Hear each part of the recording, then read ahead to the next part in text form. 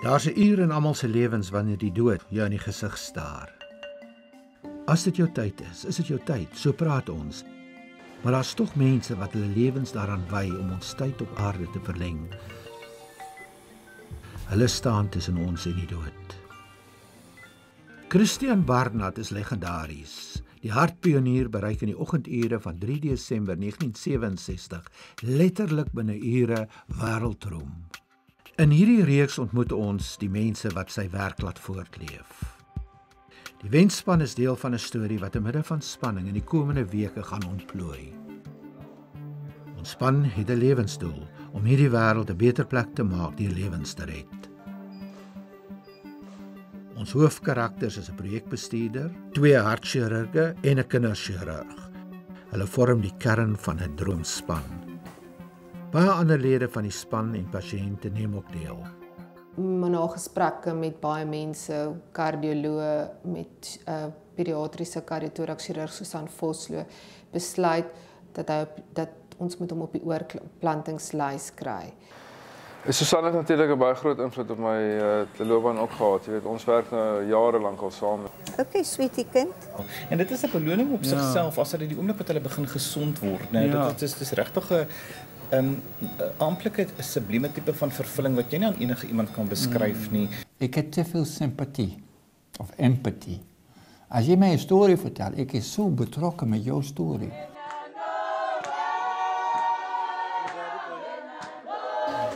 So ek wil net vir hulle sê baie dankie. Dis iets baie groot wat hulle vir ons doen. Sy kom baie saam na die hospitaal toe, na die saalrondes, as jy alles. Good morning, good morning. Susan dring altyd daarop aan. Dis die mense met wie sy saamwerk wat operasie laat slaag. Nie net sy nie. Have been stopped. Okay. But she saturates to 86, but I'll try later. Okay, it's super. The blood gases are very good. We're off the inotroves, we're off the Presidex. Dis 'n baie gespesialiseerde afdeling. Hierso sowel as ek en my ander kollegas wat nagdiens werk, het gespesialiseer in pediatriese kardiotorax-chirurgie. En dit het vir ons 'n baie goeie teoretiese onderbou gegee en 'n baie goeie kliniese agtergrond gegee presies wat behels die operasie. Jy weet, en of die pasiënt enigstens, ek weet gou hierso 'n bietjie die fopsbeen so insit daar. Ag maar. Ja, so dit gee mense 'n baie goeie teoretiese en 'n kliniese agtergrond ook presies wat van jou verwag word. Okay, sweetie kind. En die pynkontrole lyk okay. Absoluut baie goed, ja. Het jy die wondjie gekyk gister? Ja, pragtig mooi skoon.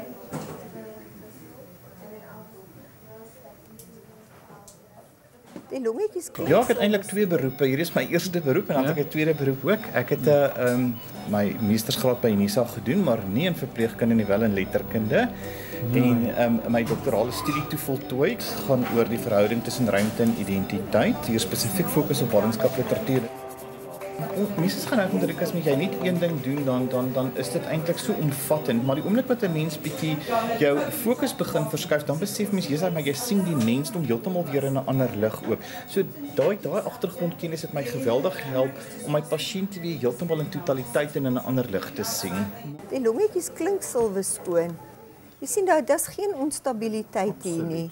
En ek weet net nie van die op die sydraai of dit so goed sal werk nie, maar die longetjies klink heeltemal skoon. En dit is 'n beloning op sigself as hulle die oomblik wat hulle begin gesond word, né? Dit is regtig 'n amptelike sublieme tipe van vervulling wat jy nie aan enige iemand kan beskryf nie. Vir my is dit eintlik 'n voorreg om hierso te wees en te voel ek kan net ietsie, al is dit baie keer net iets kleins wat jy doen, jy weet. En dan teen die einde van die dag, soos ek sê, huis toe te gaan en dan het mens hierdie absolute gevoel van vervulling dat dit wat ek tog gedoen het, het tog op 'n manier saak gemaak. Palu is konstant onder mediese toesig. Met bespreking na verskeie mense is daar besluit om vir hom wat ons noem 'n dieplyn op te sit, maar 'n permanente dieplyn. Nou wat ons gebruik het in hom is wat ons noem 'n brouweek. So dit is basies 'n plastiek pypie wat jy dan in een van die groot vene sit binne in sy borskas.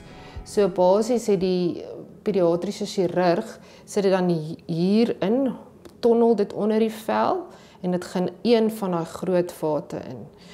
En dan kom die plastiekpypie natuurlik nou buite uit. So dis nou jy weet dis nou so oop pypie en met daai plastiekpypie kan ons nou bloed trek en ons kan weer vir middels medikasie deur daai plastiekpypie gee sonder om weer vir hom hoef drip op te drink of om hom seer te maak. Want jy kan natuurlik dink die angs, die vrees met al hierdie prosedures wat jy weet waardeur hy moet gaan.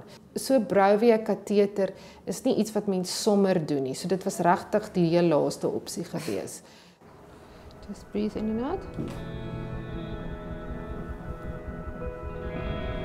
And breathe in and out. And in and out. And in and out. Good. Lie down for me. And you can lie down with us. Want mens kan nou dink jy moet gereeld bloed kry om seker te maak sy nierfunksie is goed. Die antistolmiddels wat ons vir hom gee, moet jy seker maak jy maak nie die bloed te dun nie, of die bloed is ook nie, jy weet, is ook dun genoeg. So dis 'n fyn balans. Na elke paar dae moet jy bloed doen en seker maak ons doen die regte ding. The function looked very much what it was. I'm just thinking I just want to look. He never complains of dizziness, does he? No. Not really. Okay.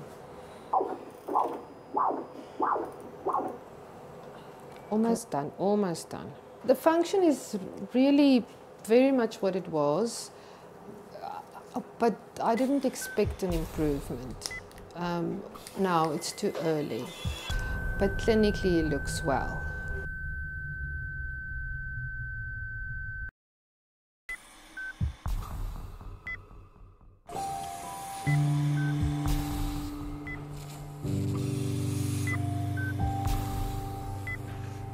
Hartchirurgie is werk wat 'n hoë tol eis.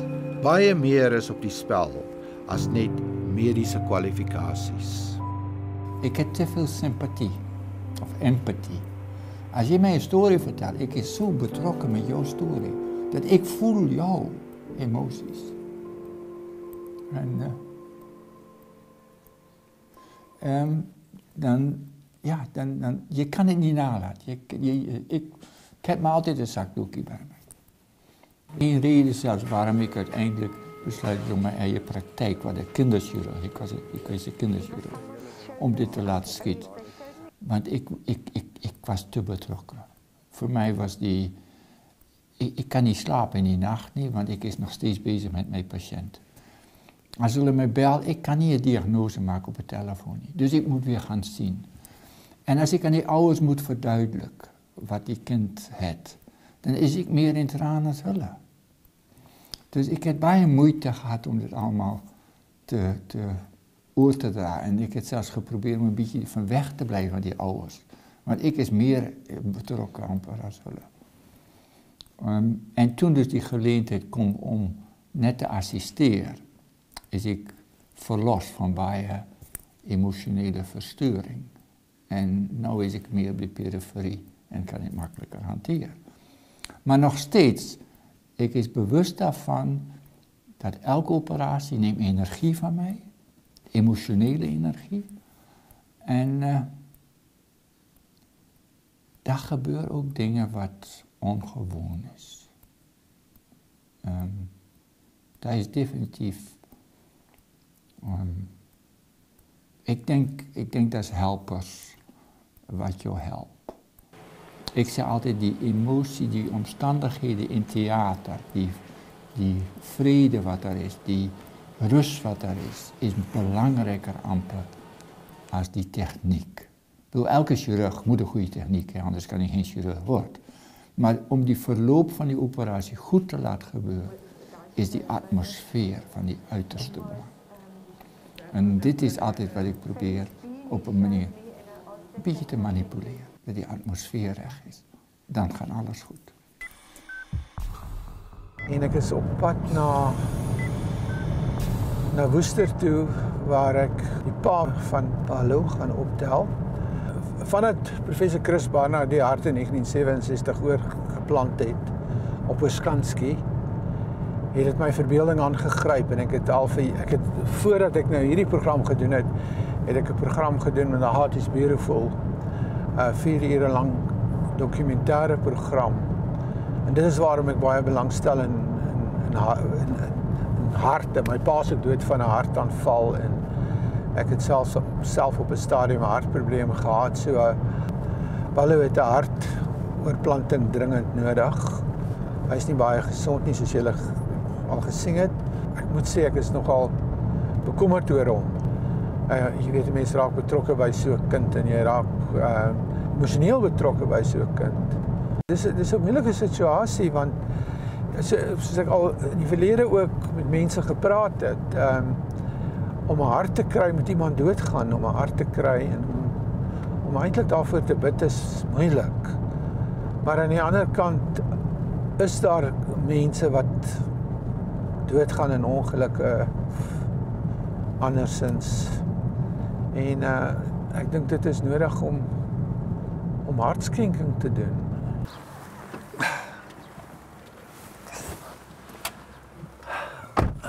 How are you? I'm fine, yourself. I'm glad, man. You will show me the road now. Okay, no problem. How's Paulo?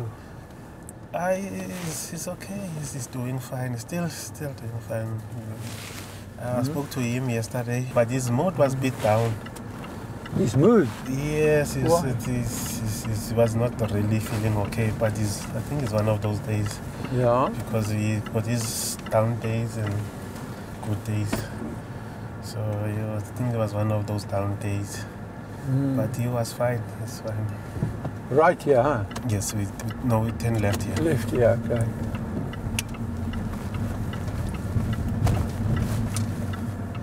So there's a big mood change all the time. Yes, it's up and down. Yeah. Sometimes you find him excited over things, he's happy. Then the next day he's don't want to talk too much or don't want to even talk. How did you discover this problem with him? Signs are there even last year, but it started to show here on February. He was complaining of being tired and he's not eating his food. When we check his lunchbox was always full. Yeah. So that's where we started to notice, and then we took him to a doctor. So one day we got a call from his class teacher that he's vomiting. I said, no, I can't go now because I'm working in Rosenville, but the mommy will fetch him and take him to the doctor. They said it's fine. So 4 o'clock I went to the doctor's rooms, but I was told no, he was transferred to the hospital. When I got to the hospital, they told me no, he's in ICU. In ICU, I was told that no, they are busy now arranging for him to be transferred to Cape Town and Medcare. So it was a shock for me, and Sure. I was like, because he is not really a sick boy, he never no sick records on everything. This is just a silent thing. I believe that miracles can happen, and perhaps it's a good thing just to believe, you know what I mean? Dis Sondag op die Dorings en familie en vriende woon vandag die kerkdiens by om vir Paulo te kom bid.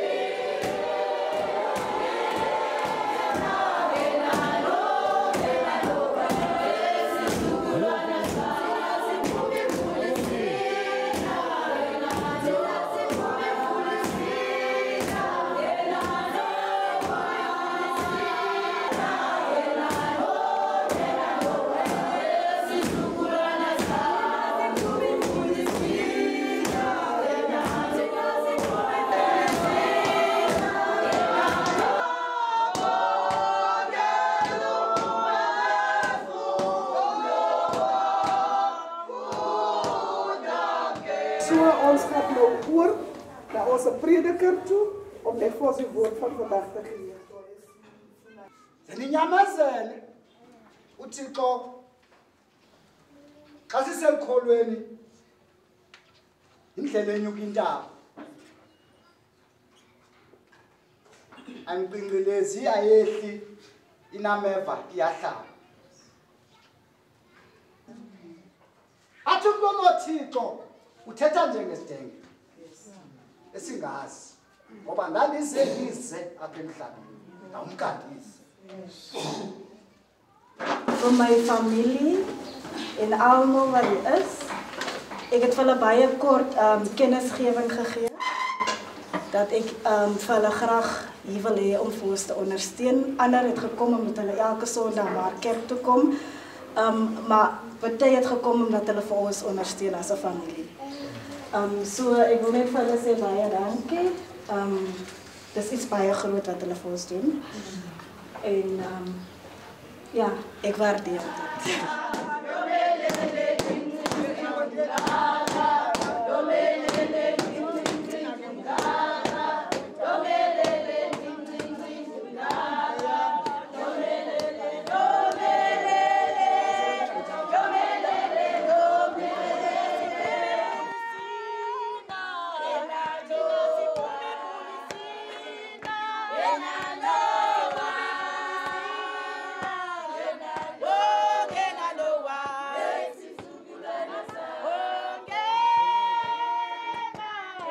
Paulus se ouers leef eendag op 'n slag met 'n vaste geloof dat hulle eers binnekort 'n hart vir hulle seun sal vind.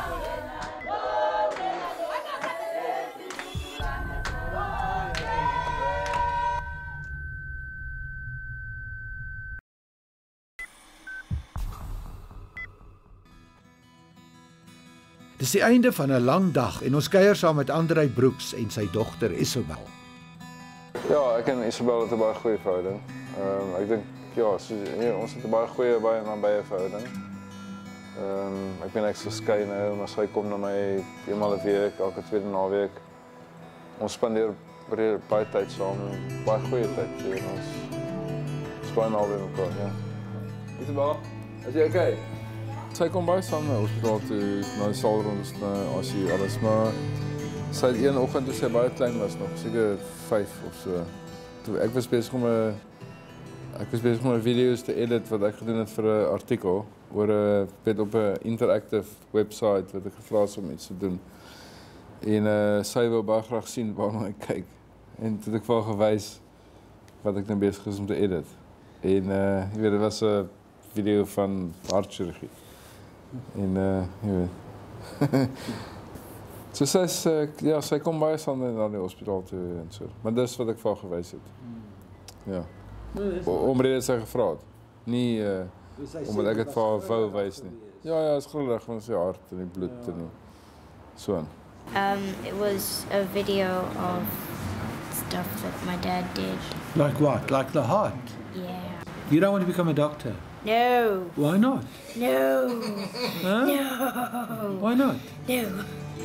Vanaand het hy aan goeie nuus vir Andrei oor die Christian Barnard Hartstigting.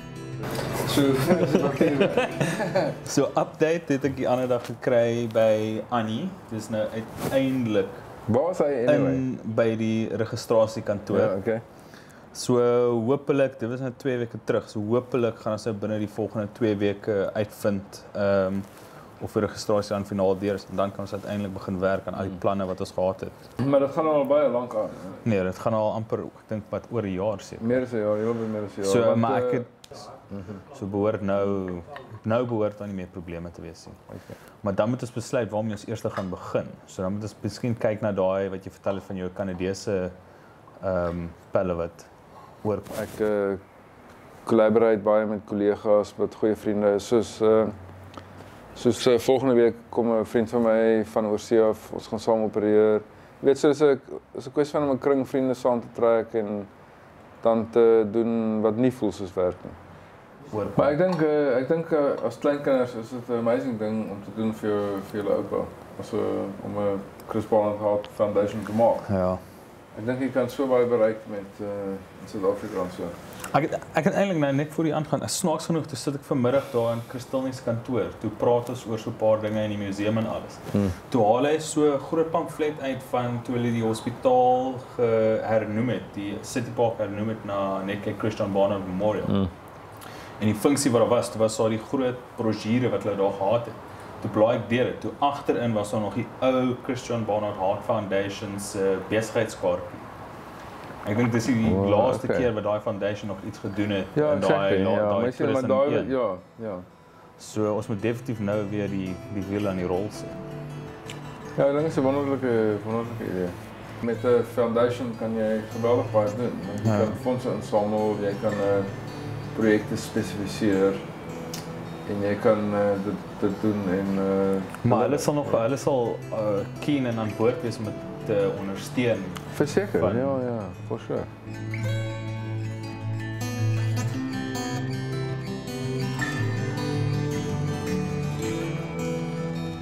Ons wil graag hê alles moet normaal wees.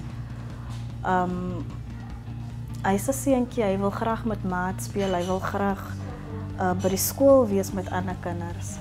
En nou kan hy nie en ons wil dit nie van hom wegvat nie. Ons wil graag hy moet dit hê. Ja, natuurlijk. Ek kan dit nie glo dat dit regtig so is nie. Wat glo jy aan hartklopplantings? Dit is die suurste ding wat ek aan wil graag hê. Ek wil nie eens dink daaroor nie. Ja. Toe hy het vir Michelle ontmoet en hy het dadelik geweet dat dit is die persoon wat hy mee wil trou. Ek het dieselfde gevoel oor Kobus ook. Ek het hom ontmoet en die volgende dag vra oom vir my, wie jy ontmoet, toe sê ek het ontmoet die man wat ek mee gaan trou. So ek dink Tiaan was baie dieselfde as ek. Laaste toe ek julle gesien het, toe was dit 'n ander situasie. Julle was merkbaar. Ek dink ons was baie gespanne geweest. Ek dink met in die agterkop het jy nog steeds geweet jou kind lê daar in teater, hulle is besig om hom op te opereer. So ja, dit is baie anders geweest toe as nou. Is dit hoe lank was jy in die hospitaal? Baie lank. Baie lank. Maar was dit lekker? Ja. Beter en jy. Ek het vir my boetie in die hospitaal gaan kuier.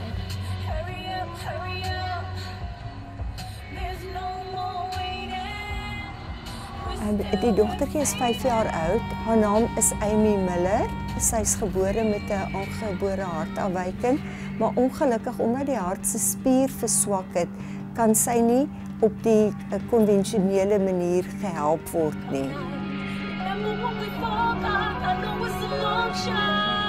Sy wag vir 'n hartoortplanting. Your heart is somewhere, baby. Just relax and just chill. Okay. Yeah, it's not a good thought. It really isn't a good thought. But I hope to God one day, or out there somewhere, someone sees this and they see that when death comes, there can be life there. It doesn't just end there, and that person that they love continues to live, albeit through another person or another family.